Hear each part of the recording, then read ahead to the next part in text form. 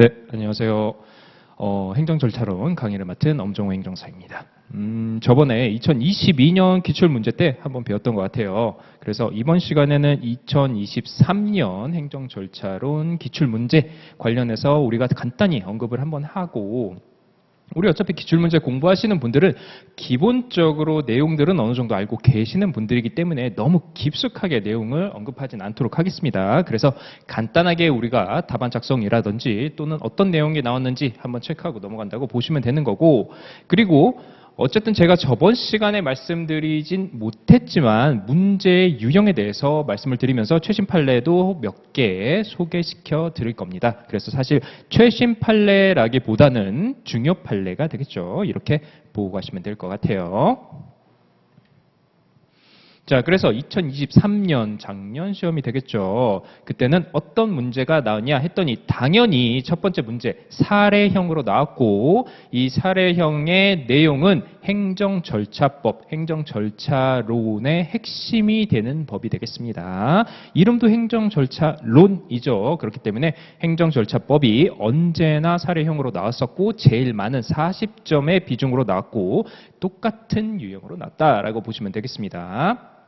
그리고 제가 볼 때는 우리 2023년 기출의 특징은 2022년의 내용도 굉장히 많이 갖고 왔다라고 보시면 되겠습니다. 즉, 한 번 나왔다고 해서 그 다음 시험에 나오지 않느냐, 그게 아니라 흔히 말해서 우리가 A급, B급, C급 이렇게 문제를 나누죠. 또는 내용을 나누는데 거기서 중요한 A급이라든지 또는 뭐 S급 이쯤 되는 중요한 내용들은 결국에는 반복해서도 나오는구나라는 거 꼭 알고 가시면 되겠습니다. 그래서 어떠한 내용이 저번 시험에 나왔기 때문에 이번에는 나오지 않겠지 하고 했다가는 크게 낭패를 볼 수 있다라는 거 미리 말씀드리고 가겠습니다. 이제 기출문제 보시면 아시겠지만, 그리고 이미 보신 분들은 아시겠지만 이거 저번에도 나왔는데 라는 생각 많이 드실 거예요. 자, 문제 1번 내용 한번 보도록 하겠습니다. 제가 저번 시간에 우리 기출문제 볼 때 말씀을 드렸듯이 특히 사례형 같은 문제는 문제의 지문이 길기 때문에 문제를 먼저 보고 가자라고 말씀을 드렸습니다. 즉, 문제에서 요구하는 내용이 무엇인지를 알고 나서 사례를 읽는 거예요. 그래야지만 우리가 사례 읽고 그 다음에 문제 다시 읽고 또 문제에서 이거였네 하고 또 다시 사례로 올라가서 시간을 낭비하는 일이 없게 되겠습니다.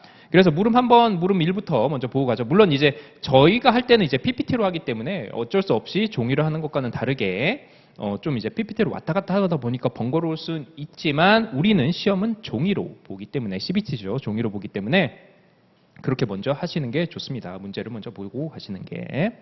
자, 물음 1번 한번 보도록 하죠. 행정청은 처분의 사전 통지 나오고 있네요. 우리 딱 봐도 느낌이 나오죠. 보통 행정절차법에서 중요한 내용이다 하면은 반드시 알고 가셔야 되는 게 의견 제출이라든지 사전 통지가 앞에 있겠죠. 그 다음에 청문, 공청회 이런 내용들은 반드시 알고 가셔야 되는 거고, 그게 지금 저번에도 나왔고 또 저번에도 나왔고 이렇게 되는 거예요. 현장 조사 당시 갑이 법률 위반 사실을 인정했네요. 그리고 진술도 했다. 그러면 결국에 나올 건 뭔가요? 그렇기 때문에 우리 사전 통지 안 했네, 행정청이, 이렇게 아마 나올 거예요. 그래서 해당 처분의 성질상 의견 청취가 현저히 곤란하거나 21조 사항 3호가 되겠죠. 명백히 불필요하다라고 인정될 만한 상황에 이유가 있는 경우로서 결국엔 안 했네요. 그래서 결국엔 행정청이 사전 통지를 하지 아니하여도 되는 경우에 해당한다고 주장을 한다. 이게 이제 행정청의 주장이 되겠죠. 그때 이제 이게 맞는지 우리가 보자라고 하는 거고, 결국 이 내용을 갖고 위로 올라가서 결국 우리가 답을 어떻게 하느냐에 대해서는 문제에서 얘기한 것처럼 사전 통지가 무엇인지 먼저 얘기를 해줘야 되는 거고, 그 다음에 사전 통지의 예외 규정을 우리가 잘 나열하는 게 어떻게 보면 핵심이 될 거예요. 왜냐하면 어쨌든 간에 우리가 결론의 논리를 세우기 위해서는 제가 계속 말씀드리지만 근거가 필요하다고 말씀드렸습니다. 그래서 제일 기본이 되는 근거는 뭐다? 첫 번째, 법조문이에요. 법조문, 법조항, 법조문 이런 것들이 되겠습니다.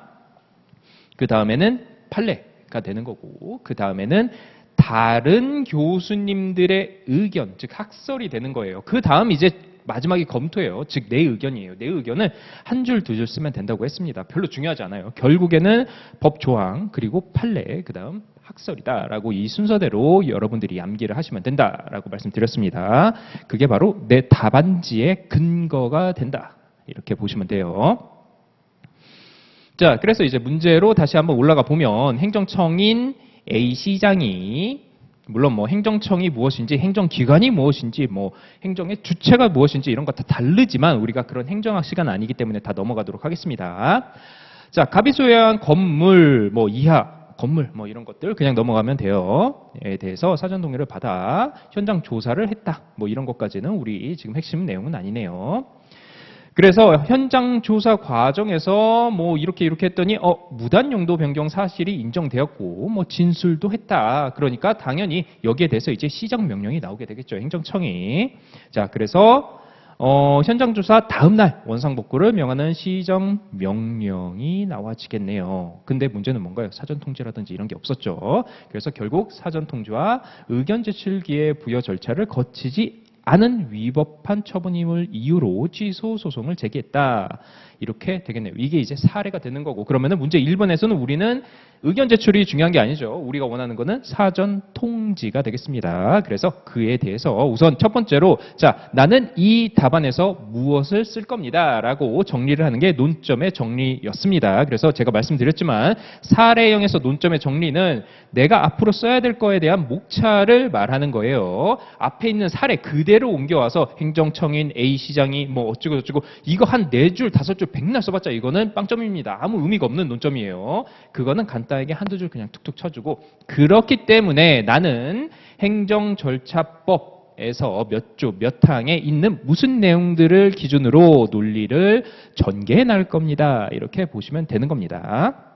그래서 기본적으로 사전 통지가 무엇인지 우리가 한번 알아보는 게 되겠고 그 다음에 뭐 1번, 2번 이런 거는 굳이 안 쓰셔도 되긴 해요. 근데 그냥 이제 뭐 쉼표 같은 걸로 건너뛰셔도 되는데 좀 더 명확하게 어쨌든 간에 우리가 답안지를 잘 써서 답안지 채점자에게 잘 보이는 방법 중 한 개라고 보시면 되겠습니다. 반드시 써야 될 필수는 아니에요. 그래서 행한 현장조사 당시 갑이 인정하고 뭐 경위를 진술하고 이 경우에도 시정명령에 대한 사전 통지를 하지 않아도 되는지 또는 해야 되는지 이거를 이제 예외 내용들을 나열을 함으로써 우리가 한번 알아보자 이렇게 보시면 되겠습니다. 그래서 첫 번째는 사전 통지해서 제가 계속 말씀드리지만 답안지는 어쨌든 간에 근거를 제시를 해야 되는 거예요. 근거를 최종적으로는 타당하다 아니다 A가 잘못했다 B가 잘못했다 이 결과를 도출해내는 거고 그 근거들이 얼마나 잘 나열되어 있느냐가 굉장히 중요하다라고 보시면 되겠습니다. 그래서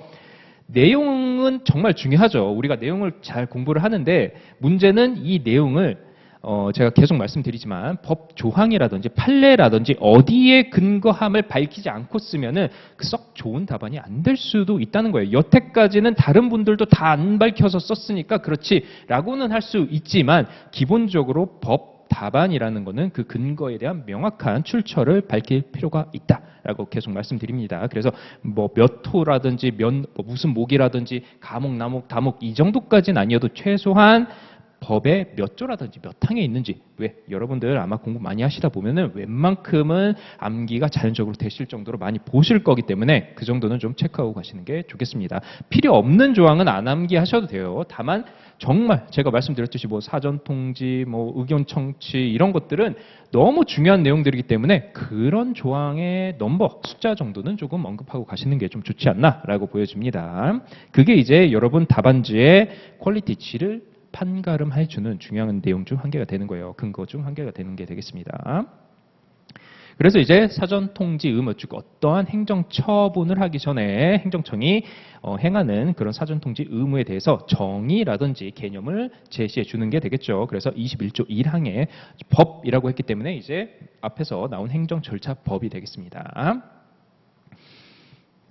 그래서 뭐 언제나 하는 건 아니고 이제 상대방 즉 국민이 이제 뭐 권리가 제한당한다든지 또는 조금 불이익이 있다 할 때는 해야 된다라고 이제 보는 거고 그다음에 자 그래서 사전 통지는 무엇을 해야 되느냐 역시 21조 1항 각호에 따라서 쭉 나열하시면 돼요. 이거는 이제 암기하신 거기 때문에 특별히 언급은 안 하겠습니다. 이거는 이제 우리 뭐 본 수업이라든지 아니면 여러분들이 혼자 공부하실 때 반드시 이제 두 문자라든지 이런 걸 활용하셔서 암기하실 내용이기 때문에 굳이 여기서 설명은 필요 없을 것 같아요. 그래서 무슨 내용을 해야 되는지 하고 그 다음에 이제 핵심은 이게 되는 거죠. 예외. 사전 통지의 예외 해가지고 이 내용들 또 중요하게 공부하셨을 겁니다. 그래서 이 내용들 쭉 나열해 주시면 되겠습니다.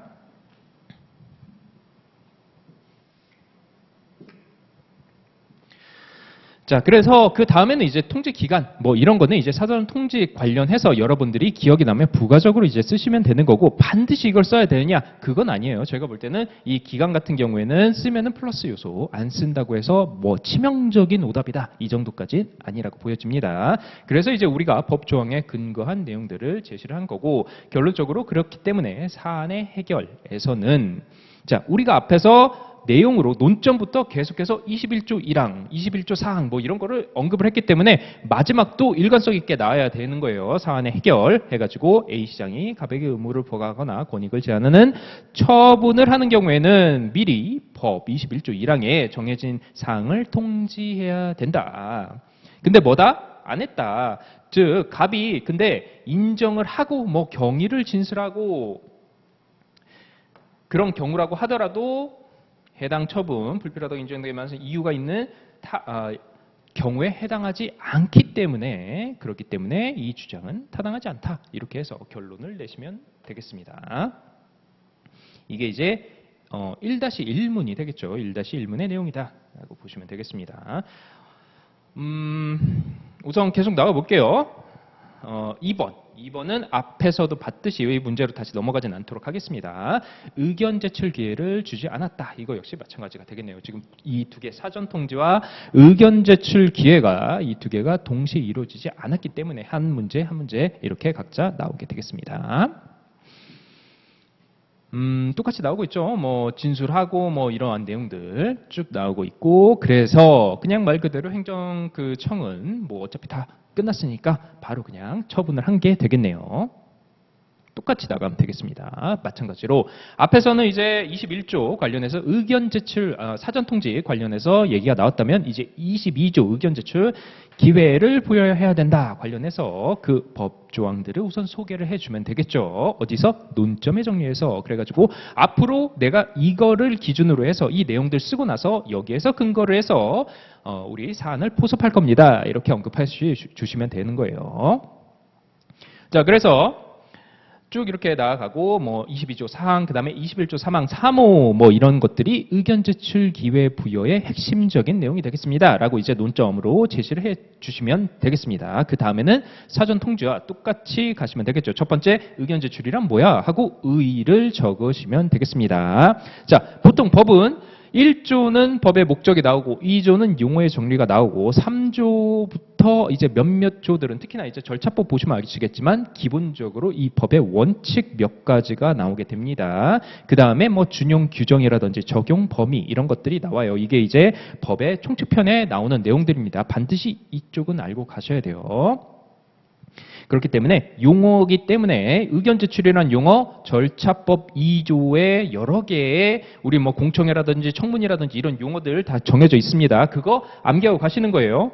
먼저 언급을 해 주시면 되겠습니다. 그 다음에 이제 의견 제출 기회 부여 의무에 대해서 22조에 이제 우리가 암기한 내용들 쭉 쓰면 되겠다. 마찬가지로 반대로 이제 의견 제출 역시 불이익한 처분을 할 때예요. 즉 권리를 뭐 빼앗는다든지 제한한다든지 뭐 이런 경우가 이제 의무가 부과된다라고 보시면 되는 거고 예외의 경우도 그 다음에는 이제 예외가 항상 나와 있죠. 우리가 이제 암기했던 경우, 즉 뭐 포기를 한다든지 이런 경우에 이제 예외가 된다라는 거 꼭 언급해 주시고 가시면 되겠습니다. 자, 그래서 이제 여기서는 이제 추가적으로 판례가 나오죠. 자, 제가 판례 할 때는 반드시 이게 판례라는 것을 언급해야 된다라고 말씀드렸습니다. 그래가지고 앞에 판례는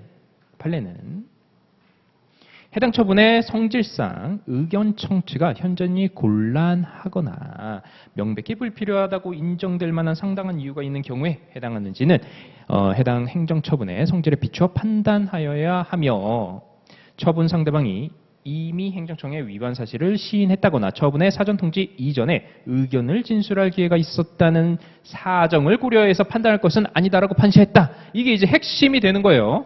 이게 핵심입니다. 이거를 그대로 갖고 와서 논점이라든지 이제 좀 더 이제 연습하시다 보면 논점에다가 이런 걸 이제 적으셔야 되는 거예요. 사안에 그대로 포섭을 하시면 되는 겁니다. 그래서 굉장히 판례가 중요한 거예요. 왜? 뒤쪽에서 또 언급을 하겠지만. 그래서 여기서 이제 우리가 판례를 앞으로도 이제 본 수업이라든지 이때 공부를 하시게 될 건데 핵심은 이거예요. 이 뒷부분이에요. 여기를 암기하지 말라는 게 아니라 이 뒷부분이 우리가 논리를 전개할 때 활용할 문장이다. 왜 그러냐면 왜 제가 이 이야기를 하냐면 우리가 이제 다른 이제 시험들이라든지 이런 시험들은 어떻게 보면 법조항은 법전이 시험에 나와버리기 때문에 그렇게 디테일하게 암기를 안 해도 다 보고 쓸 수 있어요. 그러다 보니까 대부분이 판례를 암기하고 판례의 논리를 그대로 갖고 옵니다. 자, 근데 판례 공부하시다가 잘못 키워드 잡으시면은 이제 이런 거 보는 거예요. 해당 행정처분의 성질에 비추어 판단해야지 하고 막 행정처분의 성질을 막 볼 수 있는 거예요. 막 사례 막 이런 데서. 그런 거 나열하시면 안 된다는 거예요. 우리가 원하는 거는 딱 핵심적인 요 부분, 이 부분만 캐치하고 가시면 된다라는 게 되겠습니다. 뭐 예를 들어서 뭐 행정청의 절차적 위반은 무효이다라는 그런 판례 있었죠. 우리 학설도 공부했었습니다. 근데 그거에 대해서 무효인지 아닌지 그게 이제 중요한 거지. 이 무효가 되는 원인이 뭐죠 하면서 막 행정청이 뭐 어떠한 요소들 뭐 행정청의 처분이 어떻게 했기 때문에 이게 무효다 막 이런 거를 막 이제 추론하시는 분들이 있어요. 그러시면 안 된다는 거예요. 그렇기 때문에 판례는 딱 우리가 원하는 핵심적인 부분만 캐치하고 가시면 되겠다. 물론 이거는 이제 제가 여기서 단지 이제 기출문제 한 문제 판례 한 개로 이제 얘기하다 보니까 약간 헷갈리실 수 있는데 디테일하게 들어가시지 마시고 제가 말씀드리는 거는 우리가 핵심적으로 봐야 될 거는 그 판례의 어느 부분을 봐야 되는지 이 정도만 잘 암기하고 가시면 되겠습니다. 그래서 이제 사안의 해결 같은 경우에는 갑이 뭐 현장 조사 당시에 뭐 경위도 진술하고 뭐 인정도 했다. 근데 지금 방금 전에 판례에서 나왔죠. 그래 봤자 그걸로는 우리 판단 안 할 거야. 이게 판례의 핵심인 거예요.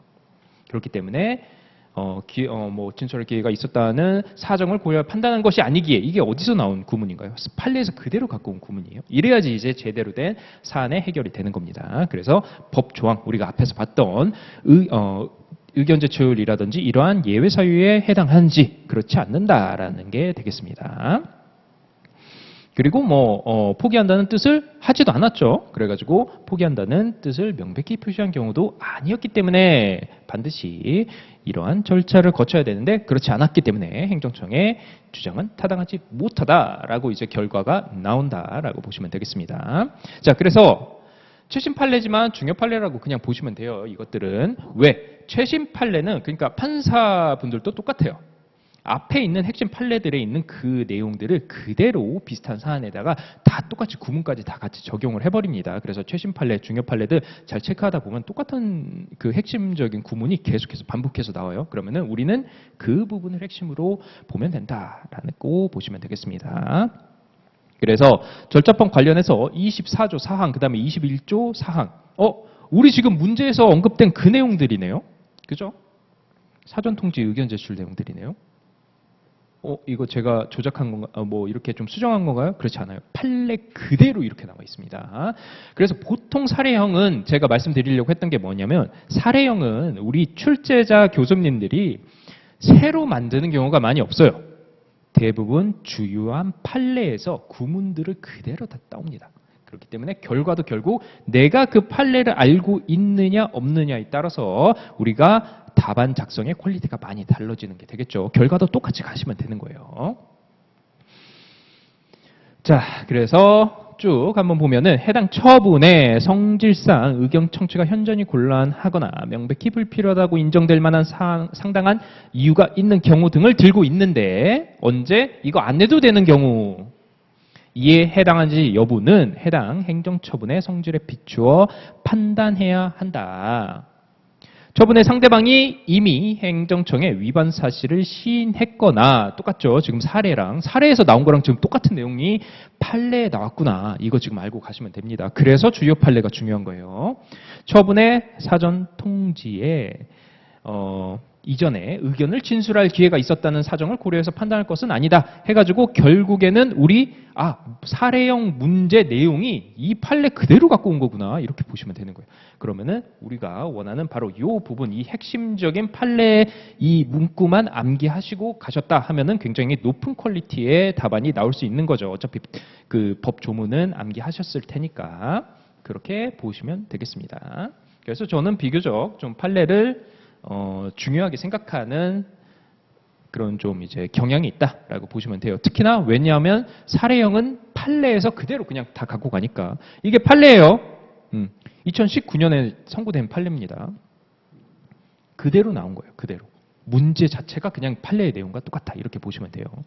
교수님들도 새 문제를 만들다 보면은 법적으로 모순되는 문제들이 정말 많이 나와요. 그러다 보니까 그러한 리스크를 조금 줄이기 위해서 사례형 같은 경우에는 주요 판례에서 그대로 끄집어 오는 경우가 많다. 결론은 우리가 판례 공부 열심히 하자. 뭐 이런 내용이 되겠습니다. 이제 점점 더 그런 경향이 만들어질 수 있어요. 왜냐하면 난이도가 이제 점점 올라갈 거니까 시험 문제의 난이도가.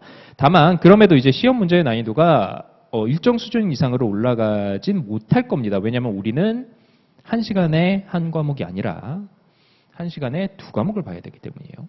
한 시간은 아니죠. 시간적으로는 한 시간은 아니지만 어쨌든 1교시에 두 과목을 봐야 되기 때문에 그 시간 내에 모든 판례와 법조문을 모두 나열할 수는 없기 때문에 증가하는 난이도의 그 수준이 어느 정도 한계는 있긴 할 겁니다. 그렇지만 앞에서는 뭐 판례 그거 알 필요 없지 않나요? 뭐 그냥 뭐 법조문만 잘 외우고 가면 되지 않나요? 이 정도였다면은 이제는 판례도 잘 알아야 된다라고 말씀드리겠습니다. 자, 문제 2번 나가보도록 하죠. 문제 2번 역시 우리 그 이전 했던 기출문제와 거의 똑같다고 보시면 되겠습니다. 당연히 정보 공개 관한 법률 중에서 무엇이 예외 사유에 해당하는지 잘 나열하고 그것에 해당하는가라는 거. 만약 그것에 해당할 경우에는 세트로 따라오는 게 있죠. 부분 공개 대상인지 아닌지 가능한지 이런 것도 체크해 보시면 되겠습니다. 그래서 뭐 쭉 내려가 보죠. 뭐 이름과 주민등록번호 뭐 이거는 당연히 개인정보니까 제외가 될 건데 공개할 경우 뭐 이렇게 했다 해서 결국에는 비공개를 했다. 비공개 결정을 했다. 핵심은 이거네요. 비공개 결정을 했다. 결국에는. 그런데 비공개 정보는 맞는데 전부에 대해 비공개 결정하는 거 맞아? 결국 이렇게 문제가 나오는 거가 되겠네요. 그러면은 우리 답 예상이 되죠. 그렇지 않다. 왜? 그 비공개 내용들이 이러한데 법조문을 쫙 나열해 주시면 되는 거고 이거를 제외하고 부분 공개를 할 수 있기 때문이다. 이렇게 보시면 되겠습니다. 자, 논점의 정리 한번 보도록 하죠. 뭐 집행명세서 4번 공개를 청구한 바 어쨌든 간에 비공개 정보가 포함되어 있는데 자, 14조에는 부분 공개라는 게 정해져 있다. 근데 그냥 전부 비공개 결정을 해버렸네요. 그렇기 때문에 논리를 그렇게 피시면 되겠습니다. 그래서 정보 공개 원칙은 죄송합니다. 이거 1항이 아니죠. 1조죠. 1조입니다. 1조. 법은 공공기관이 보유 관리하는 정보에 대해서 이러이러함을 뭐 국민의 알 권리 이런 것들을 보장하고 어떠한 이런 것들을 목적으로 하는 바 해서 이게 이제 법에 나온 거예요. 무슨 법? 정보공개법에 나온 거. 그래서 제가 방금 전에도 말씀드렸듯이 법에 있는 총칙 부분, 즉 목적, 용어, 그 다음에 몇몇 원칙들 이런 것들은 반드시 좀 암기하고 가시면 좋겠습니다. 그리고 3조에 따라서 이것들을 공공기관이 보유 관리하는 정보는 알 권리 보장 등을 해서 사실 이제 여기서 제가 좀 더 이제 예를 들어서 이제 본강이라면은 저 같으면 여기서 국민의 알 권리 관련한 헌법 내용도 언급을 드릴 겁니다. 그렇지만 지금은 여러분들 그 정도까지는 모르셔도 돼요. 왜 헌법 내용을 언급을 드리냐면은 판례에 그게 나와요. 그래서 어쨌든 이 앞에 있는 정보공개 원칙들 우리 법에서 공공기관은 정보공개법에서 남아 있는 원칙들 여러분들 공부하신 거 잘 쓰시면 되겠습니다. 그 다음에 이제 부분 공개 내용이 되는 거죠. 그래서 법 14조에 따라서 공개 청구한 정보가 이제 비공개 정보가 있다. 9조 1항의 각 호에 해당하는 뭐 정보가 있다. 그러면은 혼합되어 있는 경우에는 이렇게 해야 된다. 그 부분만 제외하고 공개해야 된다. 이렇게 보시면 되겠습니다. 논점을 이렇게 잡으시면 된다. 그래서 사안의 경우에는 공개 청구에 대해서 의무가 있다. 공공기관은 의무가 있다. 어디서? 법 1조, 3조, 6조 해가지고 앞에서 언급됐죠. 그런 것들 의무가 있다. 이렇게 하는 거고. 그 다음에 법 9조 1항 해가지고 개인정보 뭐 이런 거 그 공개하면 안 되는 정보가 되겠죠. 이런 것들 이제 해당되는 개인정보가 있다고 하더라도 결국에는 우리는 부분 공개로 가야지. 그렇다고 해서 혼합돼 있다고 해서 그 모든 것들을 공개하지 않는 전부 비공개는 아니다라고 결론을 내리시면 되겠습니다.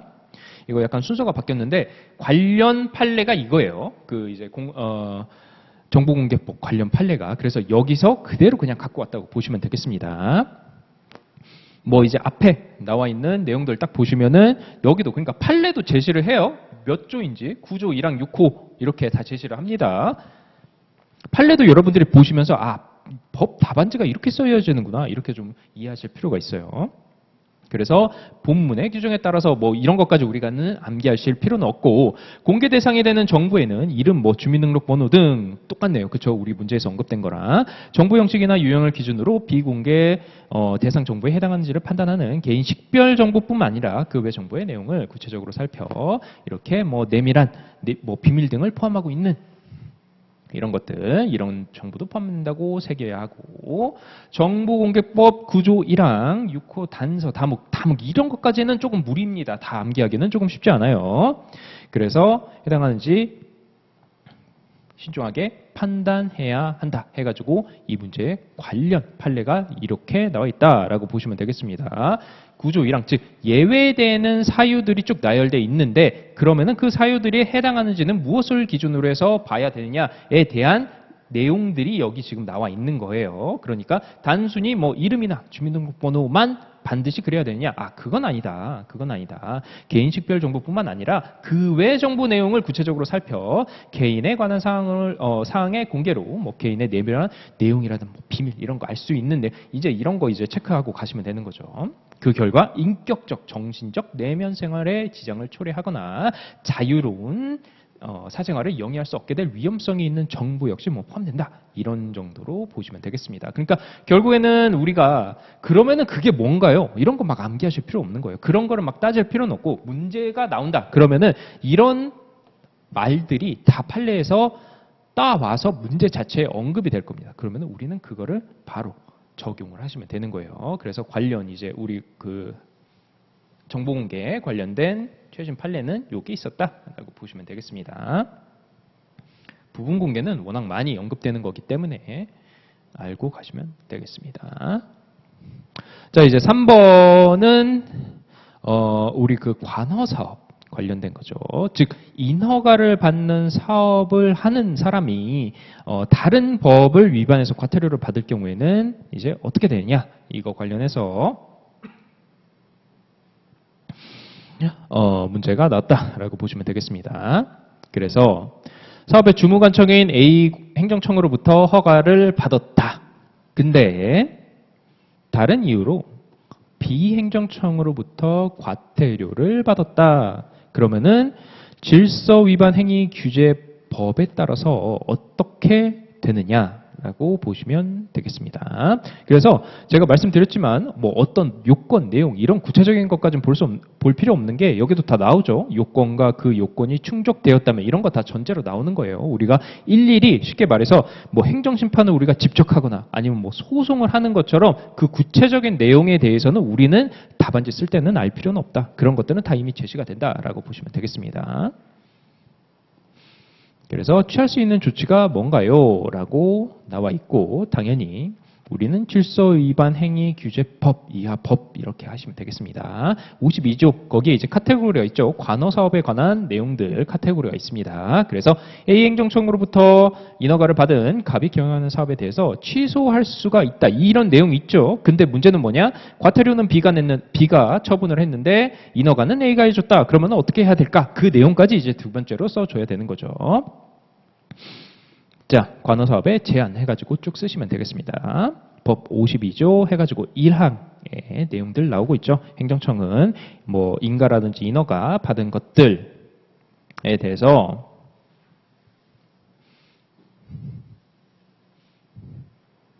이제 체납자에 대해서 사업의 정지 또는 허가 등을 취소할 수 있다라고 돼 있고 그 다음에 요건들 나오게 되겠습니다. 이런 것들은 아마 여러분들 암기를 좀 하셨을 거예요. 물론 이 관호사업 제한이 뭐 무조건 A급이라고 좀 보기는 어렵지만 그래도 여러분들이 암기하고 가셔야 될 내용은 맞습니다.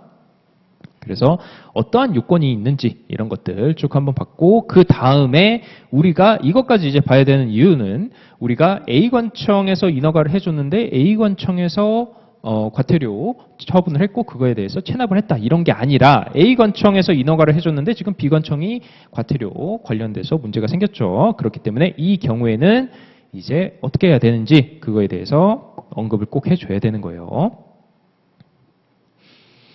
그래서 이제 B관청이 직접 A 행정청이 한 인허가에 대해서 직접 취소라든지 이런 거를 할 수는 없고 정지를 한다든지 취소라든지 이런 거는 절대 할 수 없고 요청을 해야 되고 그게 정당하다? 그러면은 반드시 이에 응해야 된다. 이 내용들 꼭 써주시면 되겠습니다. 자, 그래서 그 내용들 기반으로 해서 사안의 해결, 법 조항이라든지 이런 것들 잘 적어가면서 하시면 될 것 같아요. 그래서 결론적으로는 관어 사업의 제한 요건에 해당을 한다. 우리가 지금 문제에서 제시한 거는 그래서 그렇기 때문에 인허가는 취소될 수 있다라고 하고 그 다음이 우리 과태료 부과 행정청과 인허가 행정청이 다르기 때문에 직접 할 수는 없고 요청을 해야 된다라는 것까지 언급을 해 주시면은 좋은 답안이 되겠습니다. 자, 문제 4번은 주민등록법상 주민등록 번호의 정정사유 해가지고 이거는 이제 사례형이라기보다는 약술형 문제가 그냥 나온 거죠. 그래서 약술형은 제가 처음에 말씀드렸다시피 논점, 그 다음에 문학판검이라고 하죠. 논점, 뭐 학설, 뭐 판례, 뭐 법조항 이런 법조항은 어디서든 나오니까 법조항 빼고 어쨌든 뭐 검토 그다음에 사안의 해결 이러한 순서로 해도 상관은 없어요. 그렇지만 그냥 서론, 본론, 결론 이렇게 해도 그게 좀 더 뭐랄까요? 좀 더 우리가 쓰기에 간단하고 맞는 유형이 되겠습니다. 약술형 같은 경우에는 왜냐하면 사례가 없기 때문에 뭐 사안을 포섭할 내용들이 없죠. 논점이라든지. 근데 굳이 그냥 나는 그런 형식 너무 어려우니까 그냥 나도 이건 뭐 논점 먼저 잡고 그 다음에 내용 쭉 쓰고 그 다음에 사안 쓸래 이래도 상관없습니다. 문제 없어요. 그거는. 논점의 정리는 주민등록법 해가지고 나오고 있죠. 사실 주민등록법은 정정 변경 사유 근데 애초에 그렇게 많이 나오는 법이 아니다 보니까 제가 볼 때는 아예 이런 법들에서 만약 문제가 났다 그럼 거의 불이타라고 생각이 됩니다. 물론 공부를 하시긴 하시겠지만 중요한 내용들은 그중에서 좀 중요한 내용이죠. 정정과 변경 사유는 저도 시험 볼 때 이거 좀 암기했던 기억이 있습니다. 그래서 이런 것들은 여러분들 암기했던 내용. 약술은 사례 랑 약술이랑 뭐가 더 어렵냐 했을 때는 사실 제 개인적으로는 오히려 약술이 좀 더 어려운 것 같아요. 왜냐하면 약술은 모르면 못 씁니다. 그냥 모르면 못 써요. 우리 객관식도 마찬가지예요. 객관식도 막 뭐 당연히 지문이 굉장히 길고 내용이 복잡하고 이런 문제도 난이도 있는 문제이긴 하지만 딱 단답형이나 단어형으로 나오는 객관식 문제들도 굉장히 오답률이 높은 문제입니다. 난이도와는 조금 다르게 오답률로 맞추면. 왜? 그런 문제는 근거가 없어요. 답을 찾아내. 뭔가 읽으면서 여기가 틀렸네 저기가 틀렸네 이건 뭐에 대한 얘기네 이런 근거 없이 뭐 그냥 말 그대로 예를 들어 1번이 A, 2번이 3번 C, 4번 D, 5번 E 해서 뭐 문제 뭐 다음 중 뭐에 대한 설명으로 옳지 않은 것은 해서 문장이 쫙 나오는 문제들이 있죠. 근데 그런 문제가 아니라 그냥 어떤 설명 딱 주고 이거를 지칭하는 단어는 무엇인가 해서 A, B, C, D, E 하면은 결론적으로 이거 모르면 그냥 틀리는 겁니다. 그래서 생각보다 객관식 같은 경우에도 짧은 문제들이 오답률이 조금 높아요. 아주 뭐 긴 문제들도 마찬가지긴 되겠지만 긴 문제는 어떻게 보면 난이도 때문에 그런 거고 짧은 문제는 딱 이거 알면은 맞추고 모르면은 그냥 찍어. 약간 이런 느낌이 있습니다. 그래가지고 약술도 저는 약간 그런 느낌이 있어요. 그래서 사례는 뭐 어떻게든 근처에 있는 뭐랄까요 뭐 판례라든지 뭐 법조항이라든지 막 어떻게 좀 조합이라도 하면서 쓸 수는 있는데 그게 점수가 어떻게 나오든 근데 약술은 정말 말 그대로 딱 보시면은 정정사유와 변경사유에 관해서 설명하시고 그러면은 이거 만약에 암기 못했으면은 그냥 백지 내는 겁니다. 약간 그런 게 있어요. 그래서 저는 오히려 약술이 좀 더 알면은 점수 받기 쉽고 그런데 모르면은 오히려 정말 식은땀이 나는 그런 좀 문제가 아닐까라고 좀 생각이 들어요. 문제 유형이 아닐까. 그래서 이거에 대해서는 특별히 언급한다기보다는 여러분들 잘 암기하신 다음에 쭉 나열하시면 됩니다. 정정사유 해서 쭉 나열하시면 되는 거고 변경사유 해서 쭉 나열하시면 된다라고 보시면 되겠어요. 그래서 마무리를 지을 건데 사실 이제 이거는 제가 뭐 시험 관련해서 혹시나 이제 약술 문제 마지막으로 제가 하나 언급해 드리면은 시험 관련해서 다른 강의 때 아니면은 본강의라든지 이런 때 또 언급을 드리겠지만 이런 가족법이나 주민등록법 이런 것들은 우선 목적 그러니까 총칙 부분이죠. 목적이라든지 용어의 정리 이런 것들은 반드시 좀 암기하고 가실 필요가 있습니다. 왜냐하면 애초에 이 법 자체가 나오는 것 자체가 브리타예요. 알고 계시겠지만 여태까지 11회 시험이 진행되는 동안 한 문제, 두 문제 막 이렇게 나왔습니다. 각 법당. 그렇기 때문에 그냥 이 법에서 우선 나오면은 식은땀 나는 거예요. 거기다가 뭐 사례도 아니고 무슨 뭐 판례가 많은 것도 아니고 그냥 법 조항 외웠어 안 외웠어 딱 이렇게 나오는 거예요. 약술. 그렇기 때문에 뭔가 써야 되잖아요. 만약 내가 안 외웠다 그러면은 공백으로 낼 수 없으니까 총칙 부분 암기하신 다음에 거기라도 써서 내는 거예요. 그런다고 아무거나 쓸 수 없잖아요. 애국가 쓰고 막 이럴 수 없으니까 이 법의 목적 그 다음에 뭐 용어들의 정리 그 다음에 기본적인 원칙 최소한 이런 거라도 좀 언급을 먼저 해주시면 뭐 이거는 이제 다른 시간에 좀 더 자세히 말씀드리겠지만 그래서 이런 브리타 준비하실 때는 좀 포괄적인 내용들을 먼저 준비하실 좀 필요가 있다라는 거 말씀드리도록 하겠습니다. 그래서 이거는 정말 우리 딱 문제도 심플하죠. 정정과 변경사유 쓰시오 해가지고 여러분들 그냥 법 조문 그대로 옮겨주시면 끝난다 이렇게 보시면 되겠습니다. 네, 그래서 이번 시간은 여기까지 해서 마치도록 하겠습니다. 감사합니다.